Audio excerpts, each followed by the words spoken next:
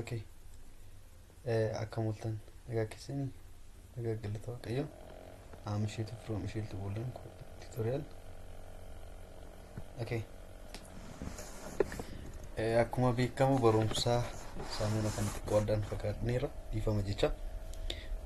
Koorsii irratti wayinii itti deebi'aa jirru Inclusiveness chapter 1 part 4 nu dhiyeessu jecha akka turtan beekamaadha. Kanaaf isaan irra dhaabbadheen chapter 1 part 4 waliin ilaallachuudha. Inclusiveness intellectual disability chapter 4 or chapter 1 part 4. Intellectual disability maalidha? Intellectual maalidha? Disability maalidha? Isaan kanneen kan sirriitti ilaalla koorsii darban keessa yookaan immoo part 1 darban keessatti waa'ee disability impairment wantoota baay'ee dubbannee jirra. Kanaaf as keessatti immoo maalidha? Intellectual disability maalidha yaada jedhu sirriitti waliin ilaallachuudha. Intellectual disability is a disability characterized by significant limitation in both intellectual functioning and adaptive behavior. Kana jechuun maal jechuudha?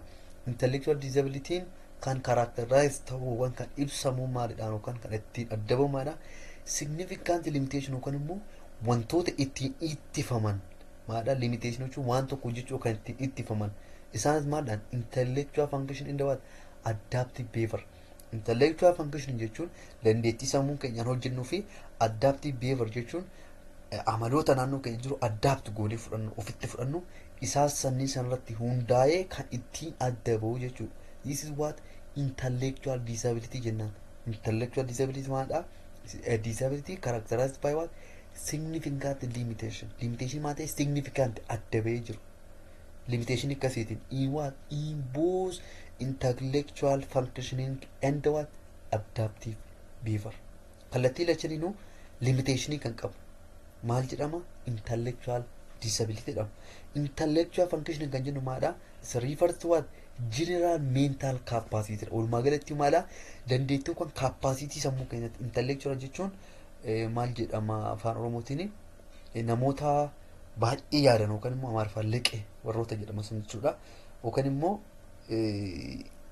namoota gurguddoo waan sirrii yaaduu danda'an jedha. Yookaan immoo intellectual jechuun sammuu keenya dandeettii yaaduu sammuu keenya waliin walumaa galatti iyyuu jechuudha.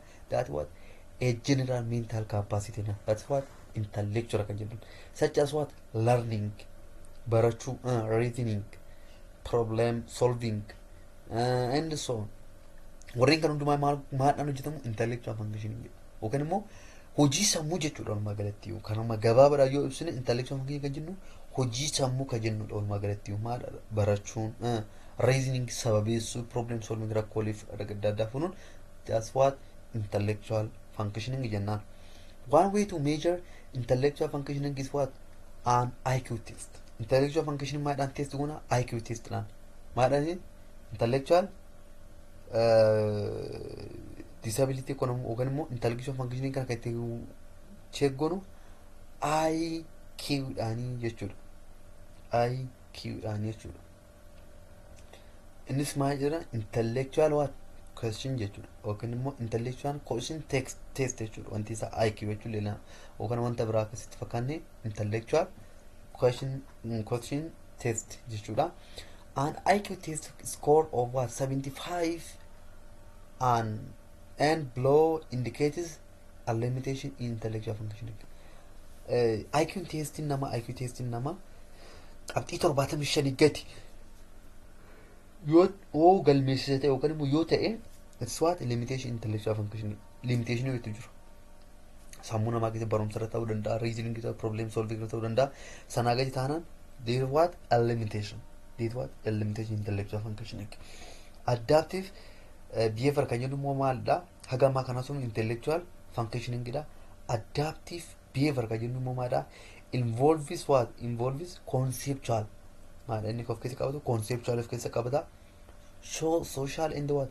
Practical skills that are learned and performed by what? People in their everyday lives. Maadha kuni jireenya keenya guyyaa guyyaa keessatti namoonni nuti walirraa kan barru waliin action adda addaa gochaa adda addaa kan godhu that's what adaptive behavior jenna. Maadha conceptual social jechuun hawaasa keessa jiraannu keessatti practical skills that are learned and what performed. practical skill jechuun gochaa godhaa barannu tokko jiramti wantoota akkasiisan akkasumas maalidha by people in what their everyday life wantoonni jireenya keenya guyyaa guyyaa keessatti goonu sun maalidha adaptive behavior jedhamu kanaaf walumaa galatti adaptive behavior kan jennuun conceptual social and what practical skills that are learned baratamuu kan danda'an that are learned and what performed akkasumaadha raawwatamuu kan danda'an by what by people in their everyday life jireenya guyyaa guyyaa keessatti wantoota barachuu dandeenyu perform gochuu dandeenyu maal jedhama adaptive behavior jedhama okay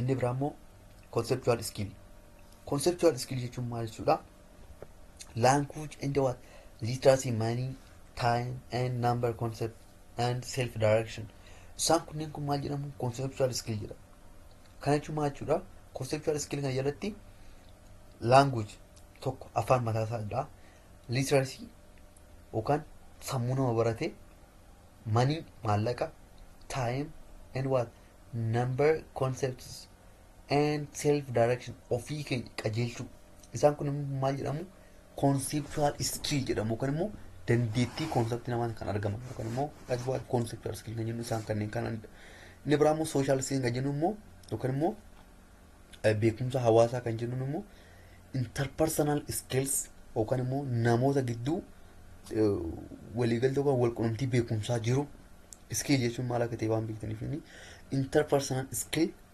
sababni isaa maal irratti haasa'aa social skill irratti waan ta'eef social responsibility self esteem of beekuu irratti social problem rakkoo hawaasaa irratti solving and social problem solving means rakkoo hawaasaa furuu irratti and what the ability to follow direction isaan kunneen kun maal jedhamu social skill jedhamu inni biraammoo maadha practical skill kan jennuun immoo practically yookaan immoo dandeettii practically yookaan immoo actioniidhaan goonu yookaan gochaadhaan goonu activity of daily living kun maadha activity of daily living occupational skills yookaan ogummaa hojii keenyaatiin ta'uu danda'a health care iddoo fayyaatti travel imala keessatti safety use of money use of a telephone isaan kanneen kan keessatti wanti kun maal jedhama it was a practical skill an individual who is show a deficiency in one or more of these adaptive skills is taken as what having intellectual disability kanneen keessa skillota kanneen kana keessa skillota kamii conceptual skill social skills practical skill kanneen kana keessa namni hanqina tokko qabu akkamitti fudhatama jedha akka intellectual disability qabutti fudhatama okay sirratti ilaalu levels of support for individuals with ID yookaan intellectual disability jechuudha ID jechuudha ID immoo barumsa keessa ilaana sun ID sun kan biraadha identification number sana osoo hin ta'in ishee tana jechuudha ID tun intellectual disability jechuudha okay level of support isa kanarratti kana level of support dha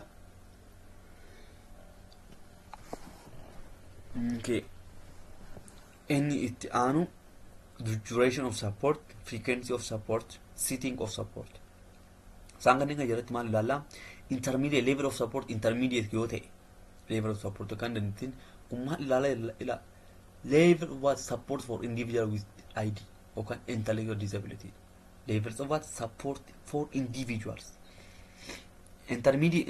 intermittent kan jennu maadha duration of support only as what and needed akka barbaachisummaa isaatti kan goonu as and needed frequency of support immoo maadha frequency kan turtiin nuti waan sanatti godhu kan irra deddeebi'an kun duration of support only as needed akka barbaachisetti duration kan time isaa asirratti maadha occasional or what infrequent occasional yookaan infrequent jechuun frequent kan hin ta'in yookaan immoo frequency jechuun irra deddeebi'an wanta goonu miti infrequent ariitiidhaan wanta godhamu jechuudha usually setting of support jechuun usually only one or two example 1 to 2 classes or activities and the problem limited gaafate immoo maana as needed but sometimes what continue maadha kun limited ittifamaadha daangeffamaa wayii jechuudha kun intermittentidha jechuun giddu galeessummaadha gaafa ta'u kun immoo limited kan jennu immoo as needed but sometimes ma continue jedhanii kun hundumti irratti fufaachuudha wantoota addatee waan taaneef kun waan dubbistanii hamma tokko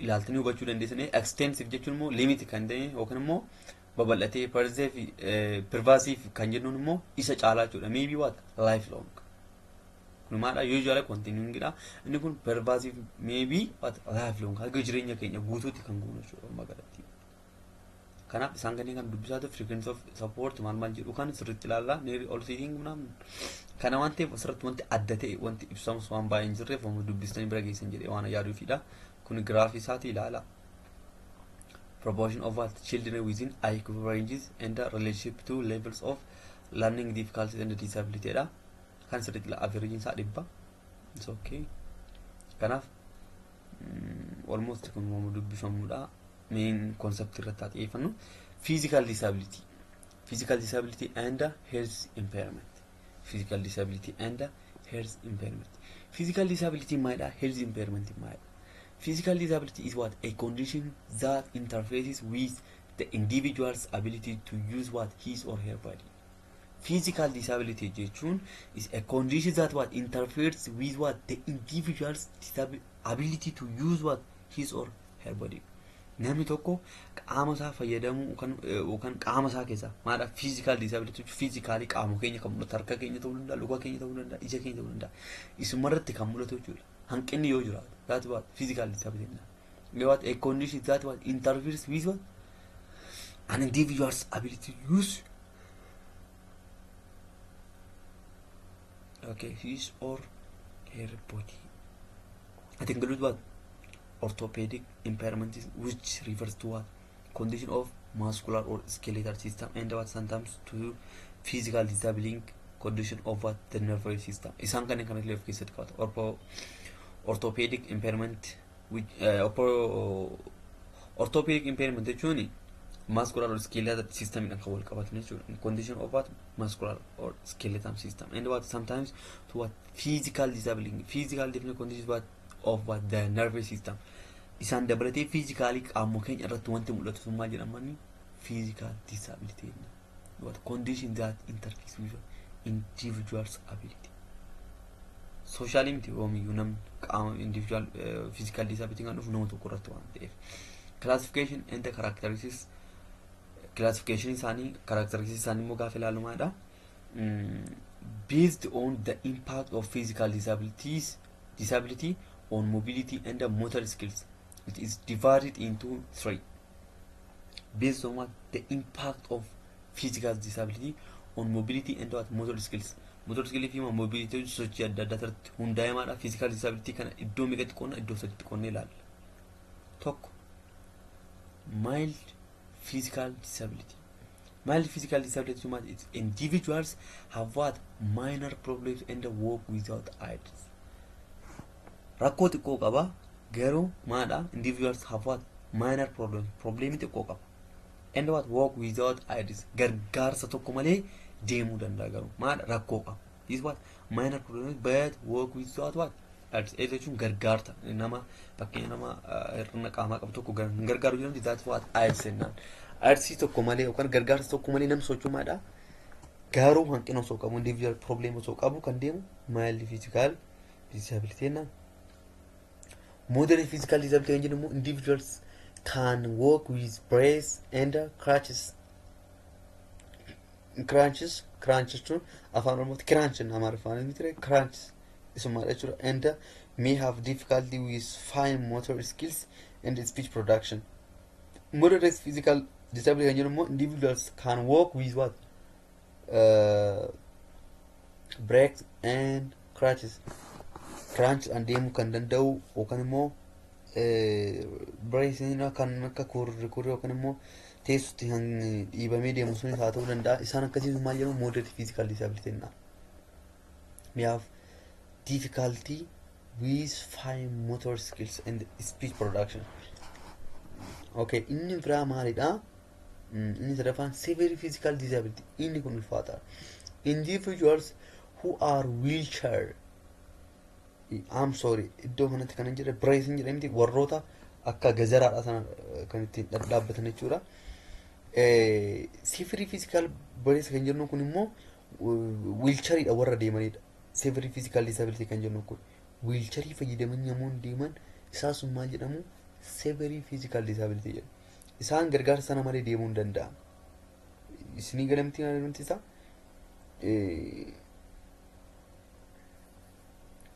fakkeenyaaf brace kan jennu kun wanta ittiin nama support godhu wayii jira.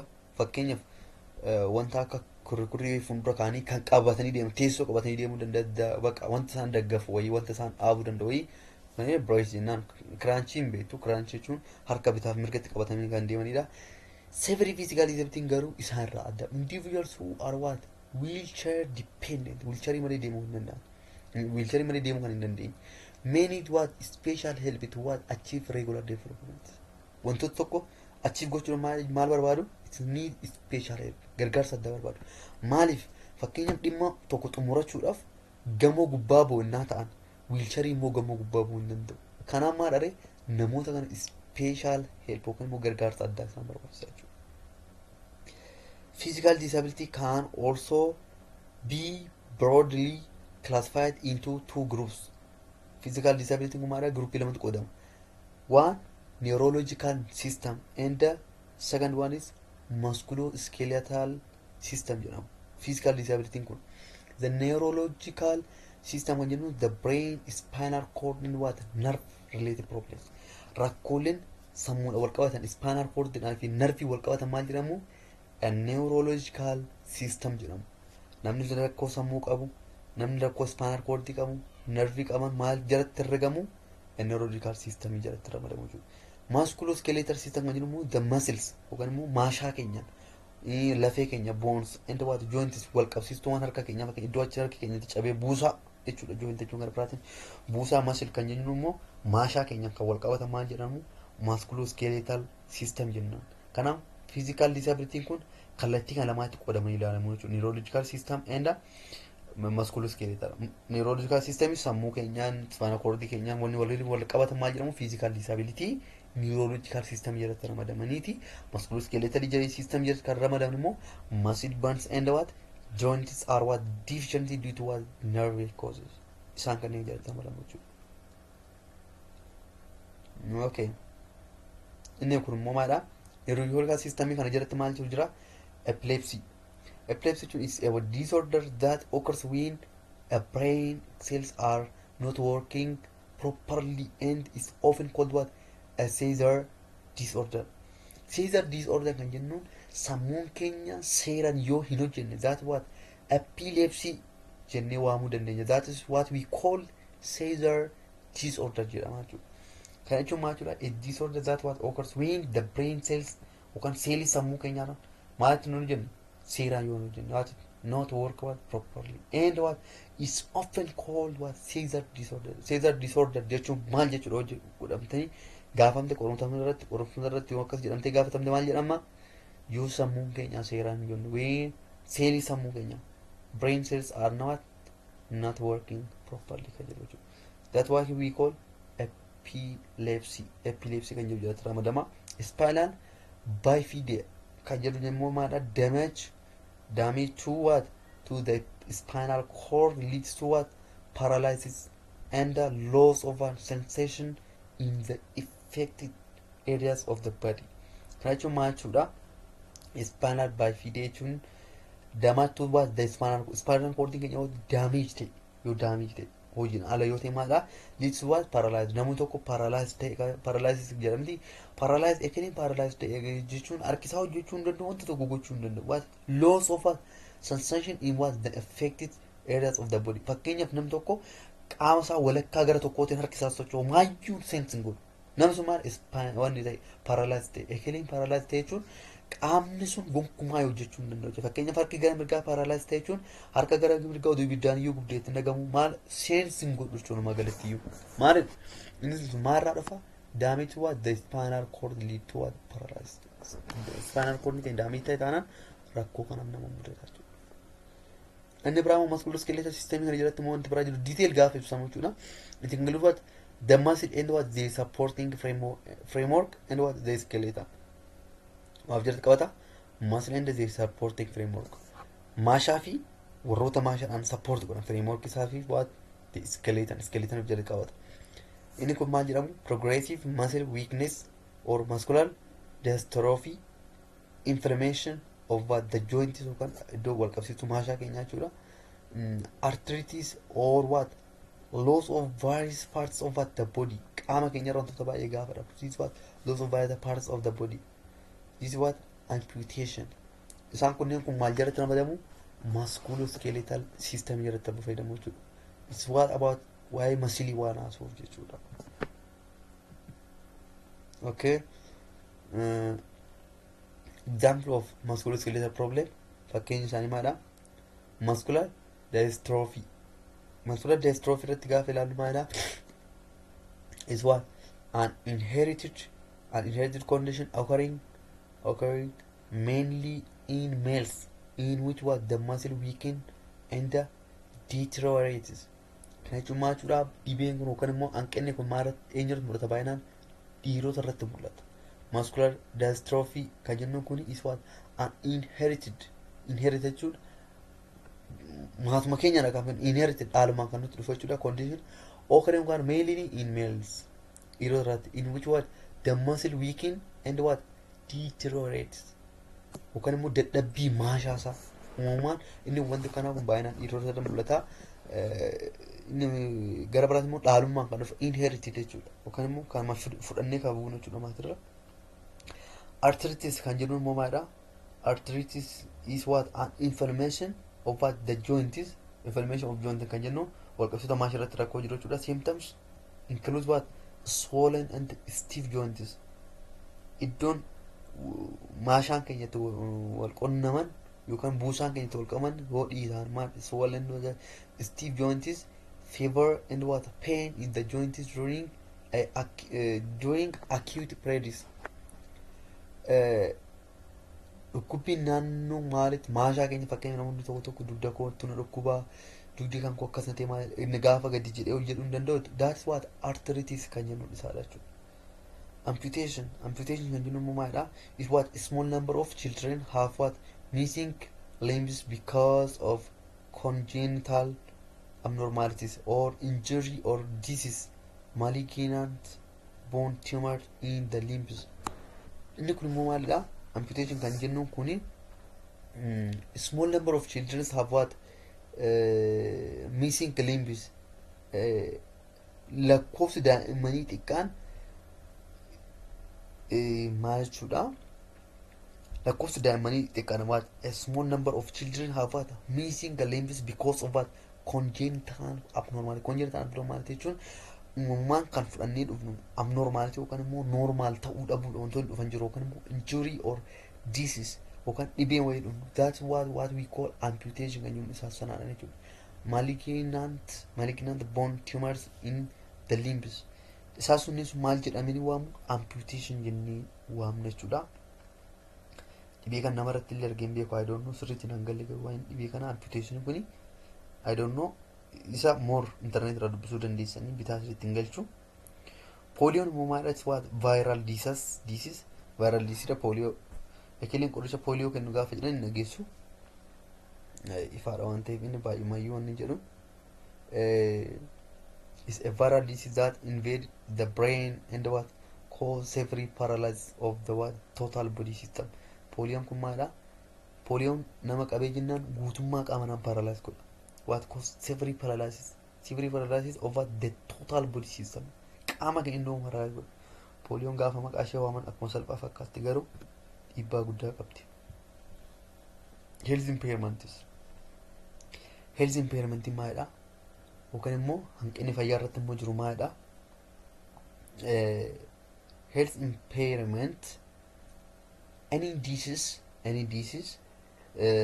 that interferes with learning can make students eligible for what special service.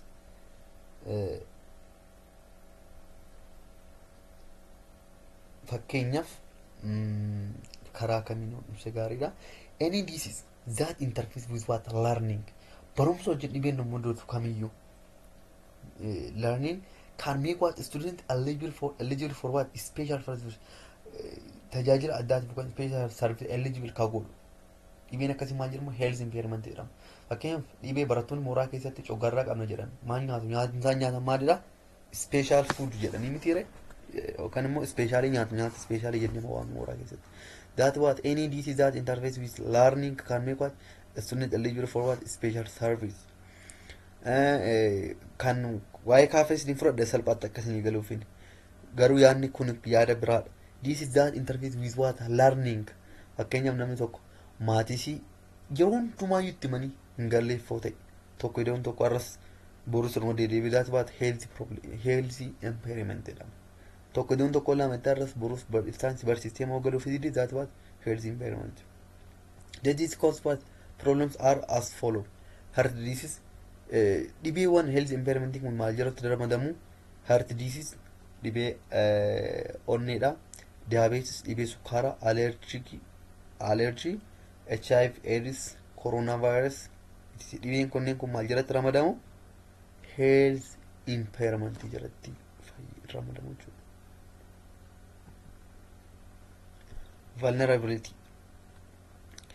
Vulnerability. An individual is said to be vulnerable when he or she is at risk of being harmed. Namni tokko vulnerability kan jennu wanta ta'e tokko maadha exposed yoo ta'edha jechuudha. Vulnerable when he or she is at risk of being what harmed yookaan immoo riskii wayii jalatti maadha harmed hoo miidhamte jechuudha. That what vulnerable jennaan vulnerability is what exposed to what something jechuudha. Walumaa galatti iyyuu in principle everybody is what everyone is what vulnerable to some adverse event or circumstances, but some people are what more vulnerable than others. Namoonni hundumti maadha in principle everyone is what vulnerable to some adverse event or circumstances. Wantoota naannoo keenya keessa jiran hundumti maadha vulnerable wanta sana hin mudamne yookaan nu mudata rakkoon adda addaa. Garuu namoonni rakkoon mudatu san caalaa immoo rakkoon addaa mudatu immoo jiru. But some people are what more vulnerable than others. Kan jechuun maal jechuudha? Anthropology chapter 4 keessatti sirriitti marginalization jalatti sirriitti ilaallee jira. Anthropology dubbisuu dandeessan gararraa ka'ee jechuudha. Vulnerability can be what generally defined as what a complex phenomenon that refers to the following dimension. Vulnerability maadha can be generally defined as what a complex phenomenon that refers to the following dimension: economic difficulties or poverty. Maal fida tokko economic difficulty fida or what poverty fida human fida social exclusion fida. Vulnerability kun maadha namoonni tokko gender based ta godhanii aadaa irratti hundaa'anii namoota irraa kan exclude godhan include gochuudha maadha exclude gaafa godhan laata baat vulnerability ennaan social exclusion lack of what social support from social networks network hawaasa yookaan walitti dhufeenya hawaasa irraa maadha tajaajila argamu dhorkachuu lack of what social support from what social networks gaafa doon awwaaruu dhabu iddirii yookaan immoo baaltinaa fa'aa keessatti galmeessuu dhabu that's what lack of social support from social networks. Stigmatization jechuun hawaasumarraa maadha afaan oromootiin adda baasu health problem dhibee dhibee yookaan fayyaa rakkoo fayyaatti fiduu being what victim of crime yakkamaadha wanni ta'u being what victim of crime yakkaaf ifa ta'u yookaan immoo yakka hojjechuu gara biraatiin. Okay. Causes of vulnerability. Vulnerability may be caused by what rapid population growth. Sababni vulnerability kun uumamuu danda'a jedhamee yaadamu maadha lakkoomsi uummataa ariitiidhaan yoo dabale that may be what vulnerability ni uumamaa jedhamee sodaatama.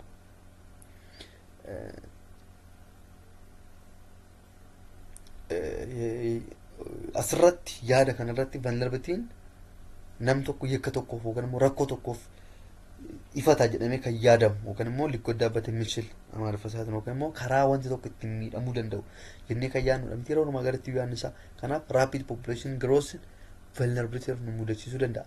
Poverty and hunger namni tokko beela fi hiyyummaadha maadha vulnerabilityidhaaf maadha wanni ta'uu danda'u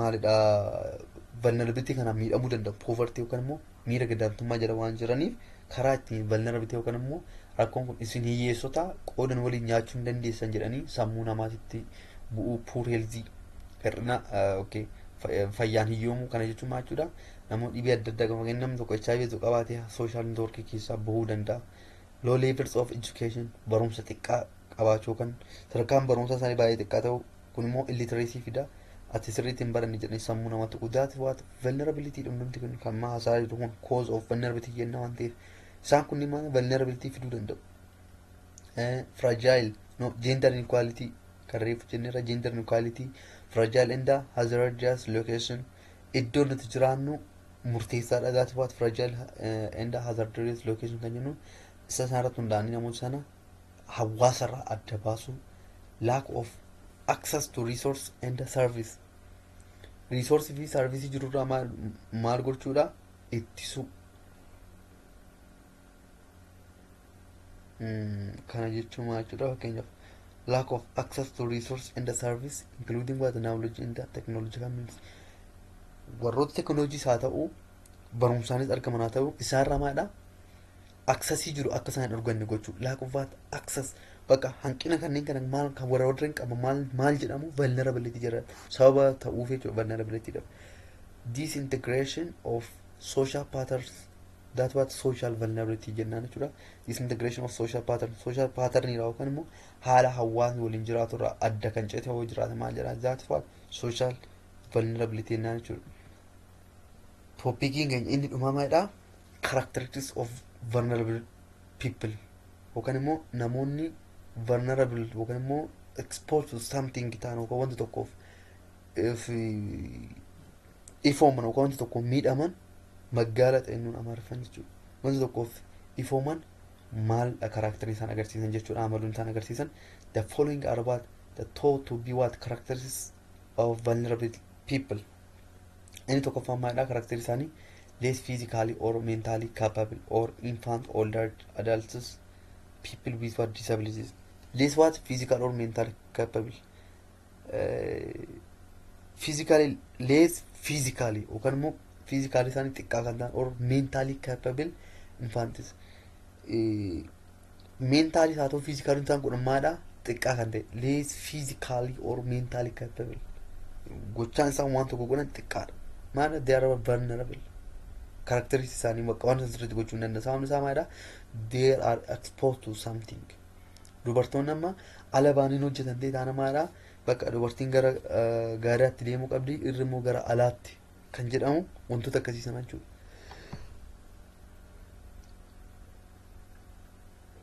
The other one is fewer material and or financial resource.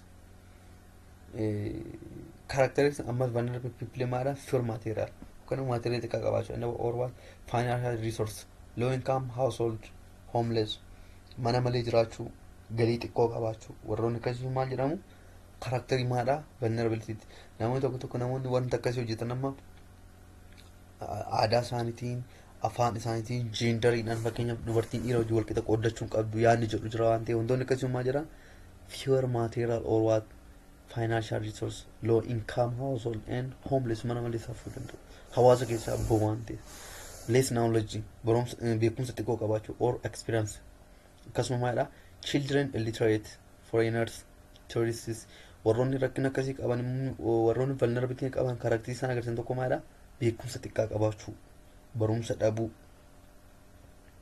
inni biraa maadha restricted by what society to grow and develop according to their needs and potentials inni biraa maadha restricted by what society to what grow and develop according to their needs and potential akka fedha isaaniitii fi akka potential isaanii tokko dandeessisaatti hawaasicha wajjin guddachuu akka inni maadha restricted ta'u kunni kun maadha amala vulnerable people yookaan warroota yookaan namoota vulnerabilityidhaaf yookaan rakkoo wayiitiif ifooman yookaan rakkoo wayiitiif mul'atanidha isaan kanneen this what a vulnerable people jennaan jechuudha women minorities and gifted and talented are what also categorized as vulnerable women tokko dubartoota minorities jechuun warroota amantii xiqqaa yookaan immoo amantii isaa hordofan lakkoofsaan xiqqaa ta'an yookaan immoo warra amantii tokko hordofan lakkoofsaan xiqqaa ta'an yookaan aadaa wayii hordofan that's what minority jennaan yookaan immoo afaan xiqqoo gatii dubbatanii that's what we call minority jennaan and what gift kan jennu warroota taalentii adda addaa qaban gift and taalentii jechuun